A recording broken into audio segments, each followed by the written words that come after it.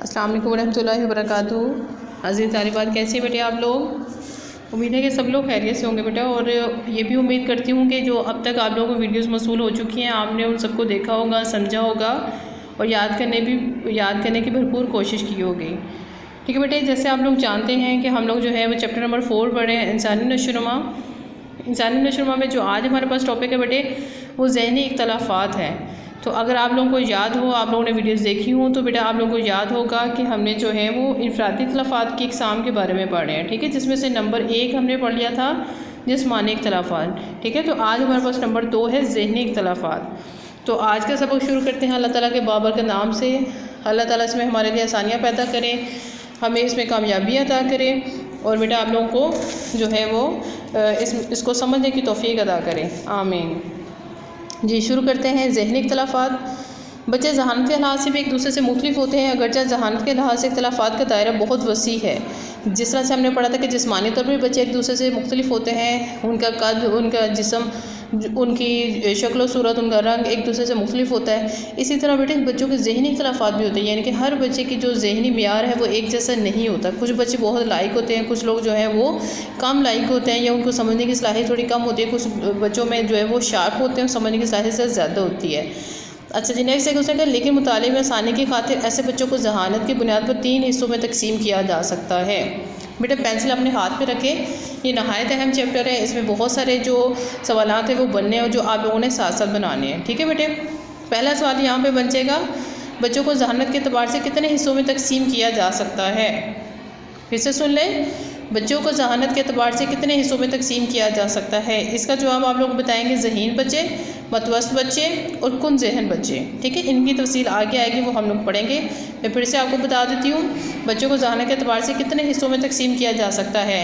वो 3 इकसाम है, ज़हीन बच्चे, मतवस्त बच्चे, कुन ज़हन बच्चे। नेक्स्ट वन देखिए बेटा, ज़हानत की पैमाइश के लिए माहिरीन ने एक कुलिया तरतीब दिया है। इसकी मदद से बच्चे की ज़हनी सतह का तयन किया जाता है, जिसे मिक्यास ज़हानत कहा जाता है। यहाँ पर भी बेटा आपका सवाल बनेगा, मिक्यास ज़हानत से क्या मुराद है या मिक्यास ज़हानत किसे कहते हैं? ये नहायत अहम सवाल है जो मैं आप लोग को बनवा रही हूँ बेटा, साथ साथ इसको नोट करते चले जाएँ।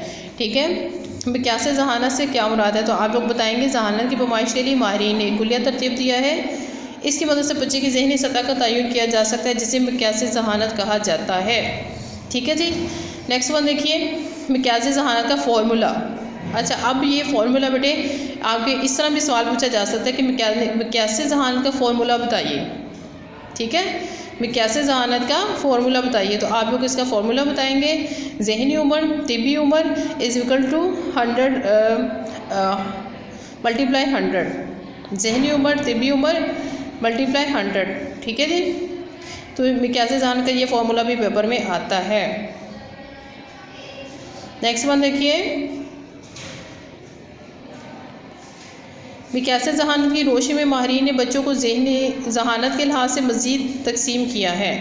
मिक्यास ज़हानत की रोशनी में माहिरीन ने बच्चों को ज़हानत के लिहाज से मज़ीद तकसीम किया है। अब ये देखें, इसके बाद हमारे पास ये जदवल है बेटा, ये जदवल भी आपके पेपर में आता है। आपको इस तरह से सवाल पूछा जाएगा, मिक्यास ज़हानत का जदवल तहरीर करें। ठीक है, तो आप इसमें ये लिखेंगे, इसी तरह से कॉलम बनाएंगे, बच्चों की इकसाम है, फिर मिक्यास ज़हानत है। ठीक है, एक तरफ आप लोग लिखेंगे फ़तीन बच्चे।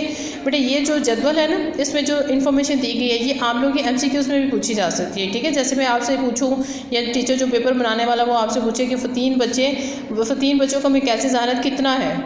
ठीक है, तो ये आपसे डिफरेंट उसमें चॉइसेस देके पूछा जा सकता है कि कितना होता है, 140, 130, 120। इसी तरह से बाकी सबका भी होगा, ज़हीन बच्चों का, मतवस्त बच्चों का, कुन ज़हन बच्चों का, कम अकल बच्चों को, नाक़िस अकल बच्चे। ठीक है, सबका डिफरेंट जो है वो देकर ना तो फिर आपसे पूछा जा सकता है। देखिए, फ़तीन बच्चे 140 ऐसे ज़्यादा, ज़हीन बच्चे 110 से 139, मतवस्त बच्चे 90 से 109, कुन ज़हन बच्चे 80 to 89, कम अकल बच्चे 70 to 79 और नाक़िस अकल बच्चे 70 से कम। ठीक है बेटे, ये आपने इसको इसी तरह याद भी करना है और अलग अलग भी आपके जहन में होने चाहिए अगर MCQ में पूछा जाए तो। नेक्स्ट वन देखिए, फ़तीन बच्चे अपनी उम्र से काफ़ी आगे कारकर्दगी का मुज़ाहरा करते हैं। ऐसे बच्चों में हालात को समझने और इसके साथ मुताबिकत पैदा करने की सलाहियत बहुत ज़्यादा होती है, यानी कि वो बहुत शार्प होते हैं, तेज़ होते हैं, चीज़ों को जल्दी से पिक करते हैं और याद कर लेते हैं।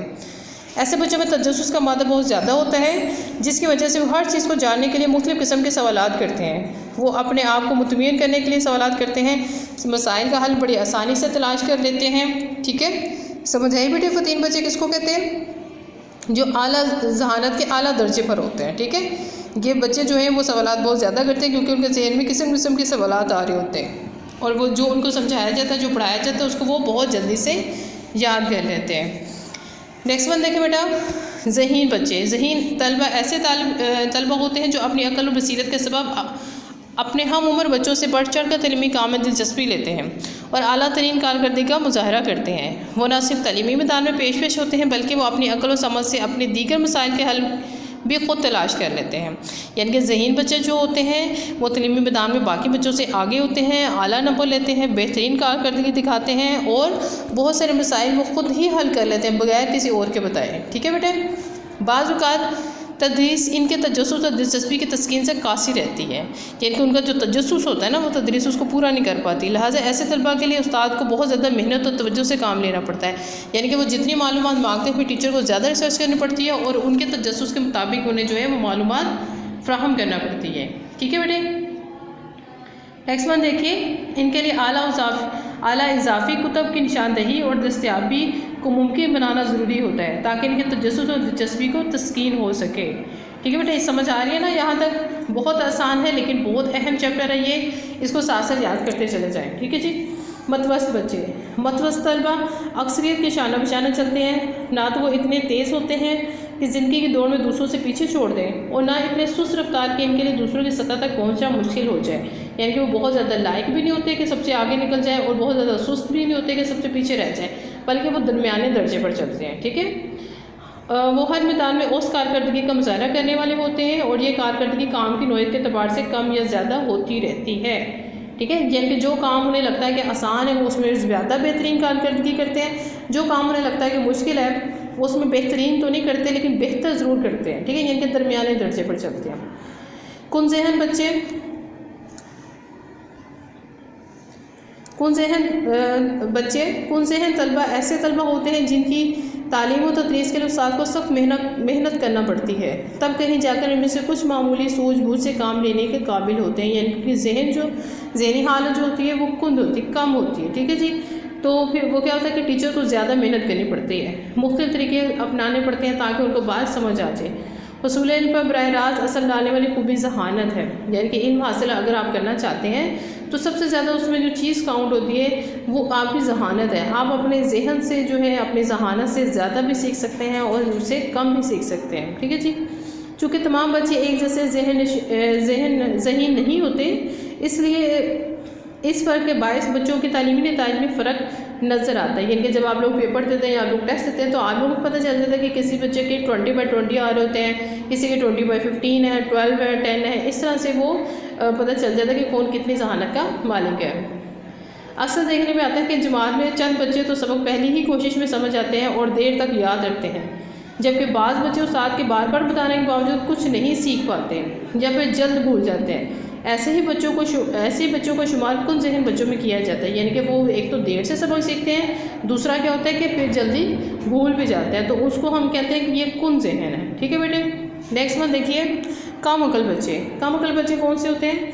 कम अकल बच्चे बहुत ज़्यादा सादा होते हैं, ये हालात को समझने से कासिर होते हैं, यानी कि हालात को जल्दी नहीं समझ पाते, इनमें खुद काम करने की सलाहियत नहीं होती, सवालात के गलत जवाब देते हैं, यादत कम होती है। कम अकल बच्चे अमूमन अपनी तिबी उम्र से काफ़ी कम कारकर्दगी का मुजाहरा करते हैं। यानी कि तिबी उम्र से मुराद ये है कि अगर वो 10-15 साल का है तो अब वो क्या करेगा, 8 या 7 साल की उम्र के बराबर काम कर रहा होगा। ठीक है, तो इससे हमें पता चलता है कि इसका वैसे तो उम्र ज़्यादा है लेकिन ज़हनी तौर पर ये पीछे है। मतलब ये बच्चे 5-4 साल के बजाय 6-7 साल की उम्र में स्कूल जाना शुरू करते हैं, लेकिन ये बच्चे बमुश्किल 4-5 साल की उम्र के बच्चों के बराबर होते हैं। यानी कि उनकी उम्र अमूमन बच्चों की उम्र जो स्कूल जाने की होती है वो 4 से 5 साल होती है, लेकिन ये जो कम अकल बच्चे होते हैं ये तकरीबन 6 से 7 साल में स्कूल जाते हैं, लेकिन काम जो है वो 4-5 साल वाले बच्चों का ही करते हैं। ठीक है, ये बच्चे अपनी जिस्मानी ज़रूरत को पूरा करने के किसी हद तक तो अहल होते हैं, लेकिन किसी काम को जल्द सर अंजाम नहीं दे सकते, इन बच्चों में खुद एतमादी बहुत कम होती है, यानी कि खुद पर एतमाद नहीं होता, कंफ्यूज हो जाते हैं और टेंशन में आकर जो है वो परेशान हो जाते हैं। ठीक है बेटे, नेक्स्ट वन देखिए, नाकिस अल-अक्ल बच्चे। नेक्स्ट वन देखिए बेटा, हमारे पास है नाकिसुल अक्ल बच्चे, यानी कि जिनकी अकल जो है वो कम होती है बाकी ज़हीन बच्चों की निस्बत। ठीक है, इसमें देखिए जी, इसकी तफसील इस तरह से है। नाकिसुल अक्ल बच्चों का मिक्यास ज़हानत अमूमन 70 से कम होता है। ये अभी हमने पढ़ा ना जदवल में, ये 70 से कम है इनका। ऐसे बच्चे आमतौर पर दूसरे बच्चों से हर लिहाज से कम कारकर्दगी का मुजाहरा करते हैं। नाकिसुल अक्ल बच्चे मसाइल को समझने की बहुत कम सलाहियत रखते हैं। इन बच्चों में माहौल के साथ मुताबिकत पैदा करने की सलाहियत भी कम होती है, यानी कि ये बच्चे ज़हीन बच्चों की निस्बत और मतवस्त बच्चों की निस्बत और जो है वो कम अकल जो हमने पढ़ा, कुन ज़हन पढ़ा, इन सब से जो है वो पीछे होते हैं। ठीक है, इनकी सलाहियत काम करने की सबसे कम होती है। नाकिसुल अक्ल बच्चों में बाज़ माशरती खुसूसियात, मसलन हर शख्स को सलाम करना, हाथ मिलाना या किसी के लिए मुस्कुराहट देना वगैरह भी पाई जाती हैं। यानी कि कॉमन चीज़ें जो होती हैं वो तो ये सीख जाते हैं, लेकिन जो किताबी लिहाज से थोड़ी मुश्किल या टिपिकल चीज़ें होती हैं ये इनको समझाना थोड़ा सा मुश्किल होता है। ठीक है बेटे, यहाँ तक सबको समझ आ रही है? उम्मीद है कि आसान है और सबको अच्छा सा जो है वो अच्छी समझ भी आ रही होगी और याद करने में भी आसानी होगी। नेक्स्ट वन देखिए बेटा, तलबा के ज़हनी इख्तलाफात की सूरत में उस्ताज़ा की ज़िम्मेदारी, यानी कि एक कमरा जमात में जब मुख्तलिफ़ किस्म के तालिब इल्म बैठे हुए हैं तो अब उस्ताद की क्या ज़िम्मेदारी है कि वो किस तरह से पढ़ाए और तमाम तालिब इल्म जो है वो उनकी बात को सुने भी, समझे भी और जो है वो उस पर अमल करते हुए कामयाबी भी हासिल करें। तो ये हम देखते हैं कि उस्ताद की क्या ज़िम्मेदारी बनती है। देखें जी, कमरा जमात में उस्ताद के लिए ज़रूरी होता है कि एक ही तरीका तदरीस इख्तियार करते हुए तमाम बच्चों को यकसा निसाब पढ़ाए। यकसा निसाब का मतलब क्या है कि जैसे एजुकेशन पढ़ रहे हैं तो आपकी पूरी क्लास जो है वो एजुकेशन ही पढ़ रही है। आपकी क्लास में मुख्तलिफ ज़हानत रखने वाले बच्चे मौजूद हैं, लेकिन जो उस्ताद है वो एक ही तरीके से सबको पढ़ा रहा होता है। अगर वो आला ज़हानत वाले बच्चों को पेश नज़र रखकर तालीम देता है तो मुतवस्त और कम ज़हानत वाले बच्चे दिलचस्पी नहीं लेते, यानी कि वो आला ज़हानत वाला बच्चा तो समझ आएगा, लेकिन जो दरमियाने दर्जे के और कम ज़हानत वाले बच्चे हैं उनको बात समझ ही नहीं आएगी।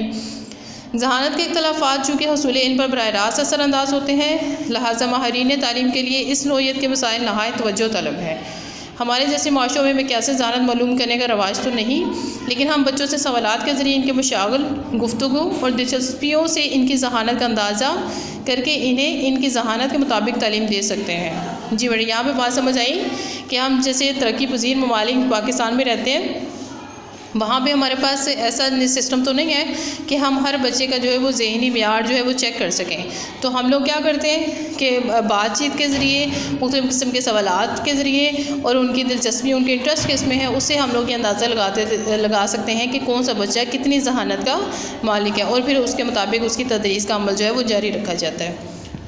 चूँकि बच्चों के ज़हनी इख्तलाफात तालीम में बेहद अहमियत के हामिल होते हैं, इसलिए उस्ताद के लिए ज़रूरी है कि वो तलबा के दरमियान ताल्लुम के फ़र्क का इनकी ज़हानत के पस मंज़र में जायज़ा ले और मुख्तलिफ़ किस्म के बच्चों से यकसा तौक़ात वाबस्ता ना करें।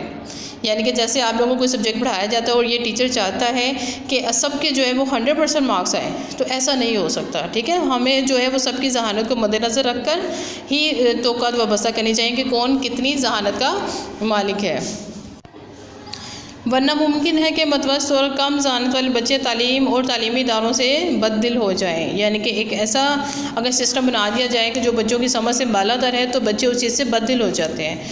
मामूली ज़हानत वाले बच्चे क्योंकि ज़्यादा तालीम हासिल नहीं कर सकते, इसलिए इन्हें कोई अमली काम सीखने का मौका दिया जाए। इन्हें ऐसे मशागल का मौका भी दिया जाए जिनके बायस इनकी दिलचस्पी भी कायम रह सके। यानी कि ऐसे काम दिए जाए जैसे पेंटिंग है, ठीक है, जो बच्चे पढ़ाई में तवज्जो नहीं देते तो उन्हें आर्ट का काम सिखाया जा सकता है, पेंटिंग सिखाई जा सकती है, या कोई ऐसा काम जिसमें वो दिलचस्पी लेते हैं। ठीक है, और या कोई खेल स्पोर्ट में जो है वो उन्हें जो है वो ऐसा कहा जा सकता है कि वो उसमें हिस्सा लें और जो खेल उन्हें पसंद है वो उसमें अपनी ज़हानत और अपनी जो कारकर्दगी है उसका मुज़ाहरा करें। और आला ज़हानत वाले बच्चों के सामने एहसास कमतरी और शर्मिंदगी का शिकार भी ना हो। यानी कि हमें किसी को भी ऐसा नहीं कहना चाहिए कि आप उसे जो है वो ज़्यादा वो फ़लाँ बच्चा जो है आपसे ज़्यादा जल्दी सीख लेता है, ज़्यादा अच्छा याद कर लेता है और आपने क्यों नहीं याद किया।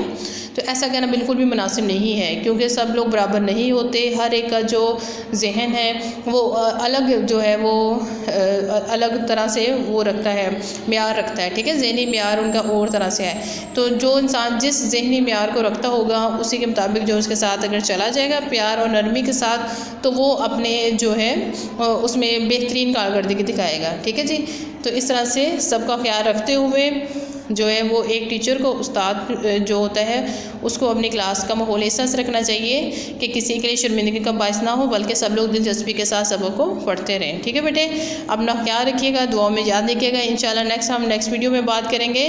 अल्लाह हाफ़िज़, फ़ी अमानिल्लाह।